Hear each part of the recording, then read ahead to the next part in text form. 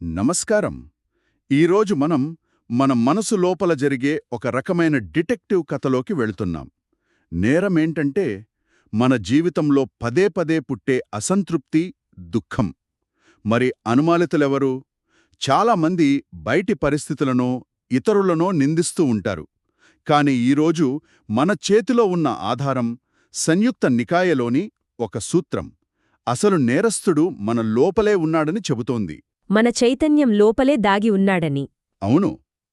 ఈరోజు మన విశ్లేషణకు మూలం the basis and cessation of consciousness అనే వ్యాఖ్యానం. సరే, ఈ మానసిక యంత్రాంగం యొక్క రహస్యాన్ని ఛేదిద్దాం. ఈ విశ్లేషణ భిక్షువులతో బుద్ధిని సంభాషణతో మొదలవుతుంది. ఆయన చాలా సూటిగా ఒక విషయం చెబుతారు. భిక్షువులారా, ఒకరు ఏమి సంకల్పించినా, ఏమి ప్రణాళిక వేసినా, మరియు దేనిపైనైనా మొగ్గు చూపినా అది చైతన్యం కొనసాగడానికి ఒక ఆధారమవుతుంది. ఇది వినడానికి చాలా సాదాసీదాగా అనిపించవచ్చు, కాని మన ఉనికిని నడిపించే 3 కీలకమైన చోదకాలను ఇది పరిచయం చేస్తోంది. అవును, ఇవి 3 రకాల మానసిక కార్యకలాపాలు. మొదటిది చేతేతి అంటే సంకల్పం. ఇది మనం స్పృహతో ఉద్దేశపూర్వకంగా చేసే పని. కేవలం ఏదో ఒక ఆలోచన రావడం కాదు, ఒక నిర్ణయం తీసుకోవడం. అంటే ఒక పని చేయడానికి మనసును పురికొల్పడం లాంటిదా? ఖచ్చితంగా. ఉదాహరణకు, నేను ధ్యానం చెయ్యాలి అని నిశ్చయించుకోవడం. లేదా ఫలానా వ్యక్తికి కఠినంగా జవాబు చెప్పాలి అని అనుకోవడం కూడానా? అది సంకల్పమే. అది మంచిదైనా చెడ్డదైనా మన సంకల్ప శక్తితో చేసే ప్రతి మానసిక చర్య చేతేతి కిందికే వస్తుంది. ఇది మనకు స్పష్టంగా తెలిసిన మొదటి చోదకం. సరే, అది మొదటిది. మరి రెండవది పకప్పేతి అంటే ప్రణాళిక. దీనికి సంకల్పానికి తేడా ఏంటి? సంకల్పం ఒక నిశ్చయమైతే ప్రణాళిక ఆ నిశ్చయాన్ని ఒక కథలాగా, ఒక మానసిక చిత్రంగా మార్చడమన్నమాట. అంటే భవిష్యత్తు గురించి ఆలోచించడం, ఊహించుకోవటం లాంటివా? అవును, పథకాలు రచించడం. ఉదాహరణకు, ఒక ఆశ్రమం కట్టించాలి అనేది సంకల్పం అనుకుందాం. అది ఎక్కడ కట్టాలి, ఎలా ఉండాలి, దానికి నిధులు ఎలా సమకూర్చాలి అనే రోజంతా మనసులో ఊహించుకోవడం, దాని గురించి ఆలోచిస్తూ ఉండటమే ప్రణాళిక. అంటే సంకల్పానికి ఇది మరింత శక్తినిస్తుంది. సరిగ్గా. మొదటిది ఒక ఇంజిన్ స్టార్ట్ చేయడం లాంటిది. రెండవది దానికి ఇంధనం పోసి వేగంగా నడపడం లాంటిది. అవును, ఈ రెండూ మనకు తెలిసే జరుగుతాయి. కానీ మూడవది అనుసయ లేదా అంతర్లీన ప్రవృత్తి. ఇది చాలా సూక్ష్మమైనది, ప్రమాదకరమైనది అని గ్రంథం హెచ్చరిస్తుంది. అవును. తెర వెనుక అసలైన శక్తి ఇదేనా? దీన్ని అర్థం చేసుకోవడమే ఈ విశ్లేషణలో చాలా కీలకం.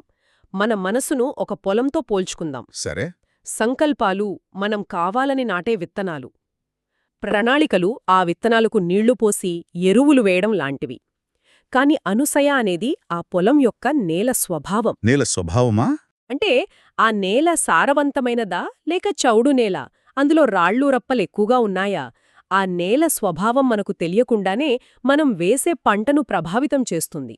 అద్భుతమైన పోలిక. అంటే మనకు తెలియకుండానే మనలో పాతుకుపోయిన అలవాట్లు, మనస్తత్వాలన్నమాట. సరిగ్గా అదే.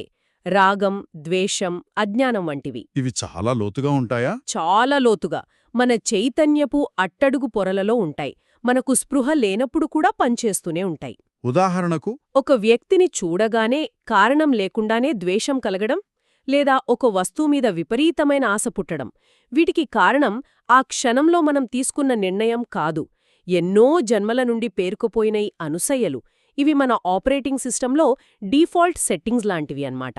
సరే, ఇప్పుడు ఈ 3 చోదకాల గురించి తెలిసింది. సంకల్పం, ప్రణాళిక మరియు ఈ లోతైన ప్రవృత్తులు.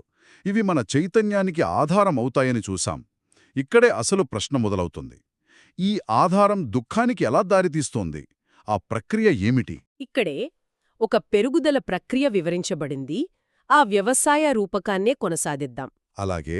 మన సంకల్పాలు, ప్రణాళికలు మరియు ప్రవృత్తులు అనే ఈ నేల సిద్ధంగా ఉన్నప్పుడు చైతన్యం అనే విత్తనానికి నాటుకోవడానికి ఒక చోటు దొరుకుతుంది, ఒక ఆసరా.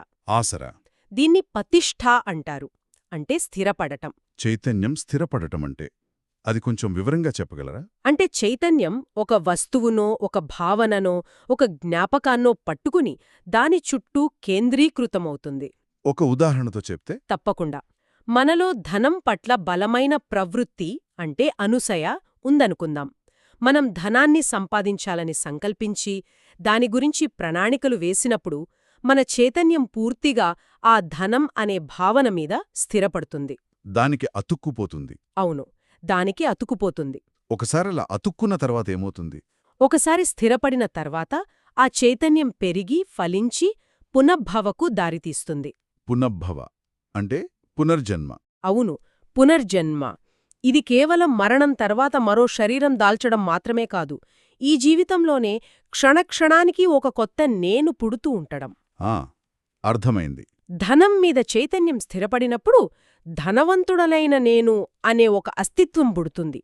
ఆ అస్తిత్వం నిలబడటానికే మనం తాపత్రయపడతాం. మరి ఇదే దుఃఖానికి ఎలా దారితీస్తుంది?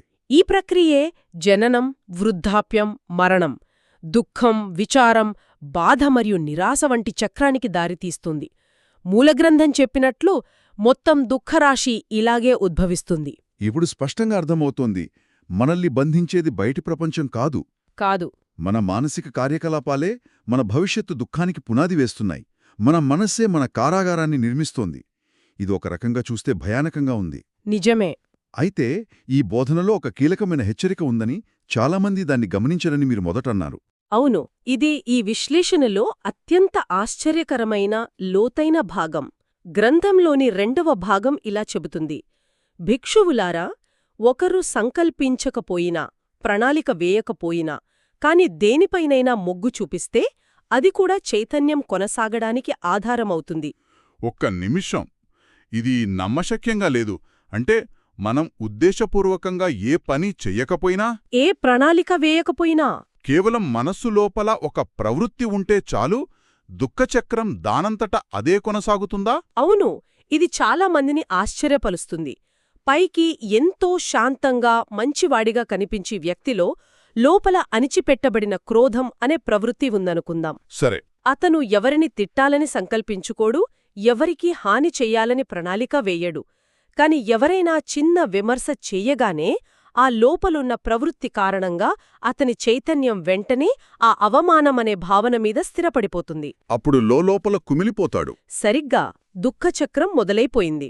అంటే మనం పైకి ఎంత మంచివాళ్లుగా ఉన్నా, మన ప్రమేయం లేకుండానే మనసు లోపల ఒక యంత్రాంగం మనల్ని బంధిస్తూనే ఉంటుందన్నమాట. అవును, ఇది ఒక రకంగా మనసులో దాగి ఉన్న ఒక వైరస్ ప్రోగ్రాం లాంటిది. మనం దాన్ని యాక్టివేట్ చేయకపోయినా అది బ్యాక్గ్రౌండ్లో రన్ అవుతూనే ఉంటుంది. ఖచ్చితంగా. అందుకే ఒక చెట్టును పైకి నరికివేసినా దాని వేర్లు భూమిలో బలంగా ఉన్నంతకాలం అది మళ్లీ చిగురించగలదు. ఆ వేర్లే అనసూయ. అవును, మనం కేవలం పైపైన చెడు పనులు చెయ్యకపోవడం మాత్రమే సరిపోదు, లోపలున్న ఆ ప్రవృత్తులనే వేర్లను పికిలించివేయాలి. అందుకే కేవలం నైతికంగా జీవించడం మాత్రమే విముక్తికి పూర్తి మార్గం కాదని ఈ బోధన స్పష్టం చేస్తోంది. అంతకంటే లోతైన పని చేయాల్సుంటుంది. ఖచ్చితంగా. ఇది చాలా లోతైన విషయం. మనం సాధారణంగా మన చర్యల గురించే ఆలోచిస్తాం, మనలో దాగి ఉన్న ఈ ప్రవృత్తుల గురించి కాదు. మరి దాగి ఉన్న శత్రువులు కూడా మనల్ని బంధిస్తాయంటే ఇక విముక్తి ఎలా సాధ్యం? ఇది దాదాపు అసాధ్యం అనిపిస్తుంది. అసాధ్యం కాదు, కాని దానికి స్పష్టమైన, పూర్తి అవగాహనతో కూడిన ప్రయత్నం కావాలి. దానికి కూడా మూలగ్రంథంలోనే స్పష్టమైన సమాధానముంది. విముక్తి అనేది ఈ 3 విషయాలను పూర్తిగా తిరస్కరించడంలో, వాటిని నిర్మూలించడంలో ఉంది. అదిలా? గ్రంథం ప్రకారం ఎప్పుడైతే ఒకరు సంకల్పించరో, ప్రణాళిక వేయరో, మరియు దేనిపైనైనా మొగ్గు చూపరో, అప్పుడు చైతన్యం కొనసాగడానికి ఆధారం ఉండదు. ఆధారం లేకపోవడం, నేల లేకపోవడం, దాని పర్యవసానమేమిటి? ఆధారం లేనప్పుడు చైతన్యం స్థిరపడదు. దానికి వాడిన పదం అప్రతిష్ఠిత, అంటే అప్రతిష్ఠితం. అప్రతిష్ఠితం అంటే దానికి నిలబడటానికి, అతుక్కోవటానికి చోటు దొరకదు. అది దేన్ని పట్టుకోదు. ఇలా స్థిరపడని చైతన్యానికి కోరికలు, ఆసక్తులు అనే ఇంధనమందదు. కాబట్టి అది పెరగదు. కొత్త అస్తిత్వానికి, కొత్త జన్మకు దారి తీయదు. అది స్వేచ్ఛగా ఉంటుంది. అవును. అయితే ఇక్కడ నాకో సందేహం. చైతన్యం స్థిరపడదు అంటున్నారు. అంటే అది పూర్తిగా నశించిపోతుందా, లేక దాని స్వభావం మారుతుందా?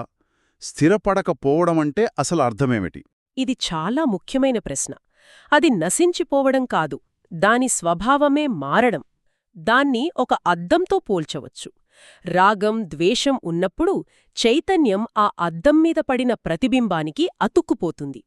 ఇది నేను, ఇది నాది అని భావిస్తోంది. సరే. కాని అప్పతిష్ఠిత చైతన్యం ఒక స్వచ్ఛమైన అద్దంలాంటిది. అది ప్రతిబింబాలను చూపిస్తోంది, కాని దేనికి అంటుకోదు, ఏదీ తనదిగా భావించదు. వస్తువులు వస్తాయి, పోతాయి. కాని అద్దం నిశ్చలంగా, స్వేచ్ఛగా ఉంటుంది. అవును, ఇదే నిర్వాణం లేదా విముక్తి యొక్క నిర్వచనం. దుఃఖం యొక్క పూర్తి నివృత్తి. ఈ మొత్తం ప్రక్రియను ఒకసారి క్రోడీకరిద్దాం. మొదటిది సంకల్పం, ప్రణాళిక లేదా ప్రవృత్తి. ఈ మూడింటిలో ఏది ఉన్నా చైతన్యం స్థిరపడుతుంది. దాని ఫలితం భవిష్యత్తులో దుఃఖం. అవును, అది మొదటి సూత్రం. రెండవది మరియు అత్యంత కీలకమైనది, సంకల్పం, ప్రణాళిక లేకపోయినా కేవలం అంతర్లీన ప్రవృత్తి ఉంటే చాలు, చైతన్యం స్థిరపడుతుంది. దాని ఫలితం కూడా భవిష్యత్తులో దుఃఖమే. ఇది మనం ఎప్పటికీ గుర్తుంచుకోవాల్సిన హెచ్చరిక. ఇక మూడవది ఆశాకిరణం. సంకల్పం, ప్రణాళిక, ప్రవృత్తి. ఈ మూడూ ఏవీ లేకపోతే, అంటే ఆ నేల, ఆ విత్తనాలు, ఆ నీరు ఏవీ లేకపోతే చైతన్యం స్థిరపడదు. దానికి నిలబడటానికి చోటు దొరకదు. దాని ఫలితం దుఃఖనివృత్తి. మీరు దాన్ని సరిగ్గా పట్టుకున్నారు. అందుకే ధ్యానం వంటి సాధనలు కేవలం విశ్రాంతి కోసమో, తాత్కాలికంగా మంచిగా అనిపించడం కోసమో కాదు. కాదన్నమాట. అవి మనసును ఈ దుఃఖచక్రానికి బంధించే మూల కారణాలైన అంతర్లీన ప్రవృత్తులను, అంటే అనుసేను, వేళ్లతో సహా పెకిలించివేయడానికి ఉద్దేశించినవి. ఇది ఉపరితల ప్రవర్తనలో మార్పు కాదు. కాదు, ఇది మన ఉనికి యొక్క పునాదులనే మార్చే లోతైన అంతర్గత పరివర్తన. ఇది మనసు పొలం యొక్క నేల స్వభావాన్నే మార్చే ప్రక్రియ అన్నమాట. ఈరోజు మనం మన చైతన్యం అనే యంత్రాంగం గురించి చాలా లోతుగా తెలుసుకున్నాం. ఉద్దేశపూర్వక చర్యలైన సంకల్పం, ప్రణాళిక మరియు ముఖ్యంగా మనకు తెలియకుండానే పనిచేసే సూక్ష్మమైన అంతర్లీన ప్రవృత్తులు. అవును, ఇవన్నీ చైతన్యం స్థిరపడటానికి ఎలా పునాది వేస్తాయో చూశాం. అదే పునాది దుఃఖచక్రానికి ఎలా దారితీస్తుందో కూడా అర్థం చేసుకున్నాం. ఆ పునాదిని పూర్తిగా తొలగించడమే నివృత్తి మార్గమని కూడా స్పష్టమైంది. అవును. ఈ విశ్లేషణ దుఃఖచక్రంలోని ఒక యంత్రాంగాన్ని చాలా స్పష్టంగా సూటిగా చూపిస్తుంది. ఇదొక ముఖ్యమైన ప్రశ్నను కూడా లేవనెత్తుతుంది. అదేమిటి? మన చర్చను ముగించే ముందు వినేవారికి ఒక ఆలోచనను రేకెత్తించవచ్చు.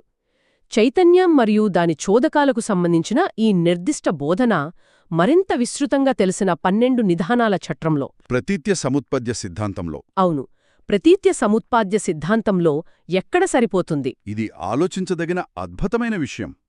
ఆ 12 గొలుసుల వ్యవస్థలో అజ్ఞానం నుండి మొదలై సంస్కారాలు, విజ్ఞానం, నామరూపం ఇలా సాగే ఆ మహాచక్రంలో అవును, మనం ఈరోజు చర్చించుకున్న ఈ 3 చోదకాల పాత్ర ఎక్కడుంటుంది? అంటే ఉనికి యొక్క పెద్ద చిత్రంలో ఈ ఒక్క శక్తివంతమైన భాగాన్ని ఎక్కడ అమర్చాలి అని అడగడం లాంటిది. సరిగ్గా. ఖచ్చితంగా దీనిపై మరింత లోతుగా అన్వేషించవచ్చు.